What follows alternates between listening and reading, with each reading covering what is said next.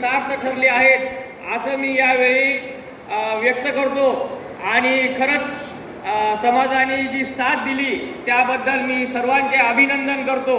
ही आपण बांधलेली वज्रमूठ ही अशीच कायम राहिली पाहिजे आणि ओबीसीच्या संदर्भामध्ये अनेक ज्या गोष्टी समस्या आणि आपल्या अडीअडचणी आहेत त्यासाठी एकत्र लढा देऊन त्या सर्व आपल्याला पूर्ण करून घ्यायच्या आहेत।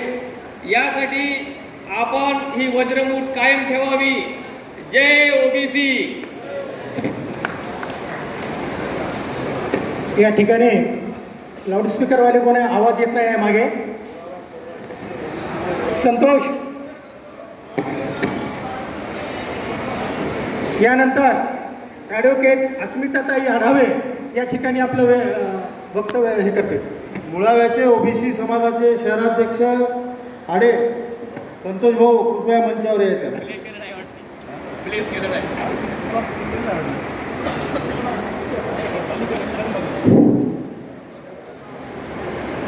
जय ओबीसी, जय विश्वकर्मा। उठ ओबीसी जागा हो,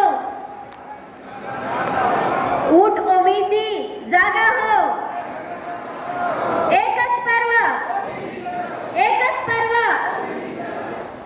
आज या ठिकाणी आपण समस्त ओबीसी बांधव एकत्रित आलेलो आहोत। व्यासपीठावर उपस्थित माझे सर्व आदरणीय मार्गदर्शक तसेच उपस्थित सर्व ओबीसी बांधव आणि वेळात वेळ काढून आलेल्या माझ्या सर्व ओबीसी भगिनी सर्वांना माझा नमस्कार।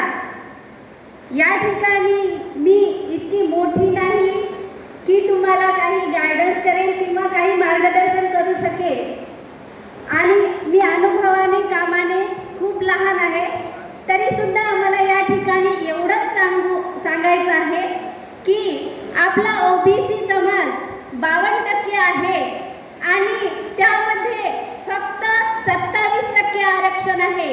विचार करा, 27% आरक्षण आहे। या 27% आरक्षणामध्ये जर दुसरा समाज घुसला तर काय होणार आहे? काय होणार आहे? अगोदरच आपण उपाशी आहोत आणि आपल्या ताटामध्ये कोणी बसवलं, आपण अगोदरच उपाशी आहोत आणि आपल्या ताटामध्ये जेवणासाठी कोणी बसवलं तर काय होणार आहे? कोणीही पोटभर खाऊ शकणार नाही। आपला लढा इथे कोण्या समाजासाठी आरक्षण मिळू नये यासाठी नाही, तर आपलं आरक्षण कायम राहो, आपलं आरक्षण कायम राहायला पाहिजे यासाठी हा लढा आहे। तर यासाठी आपण एकत्रित येऊन लढलं पाहिजे। आपला हक्क आपण अबाधित ठेवला पाहिजे। जय ओबीसी।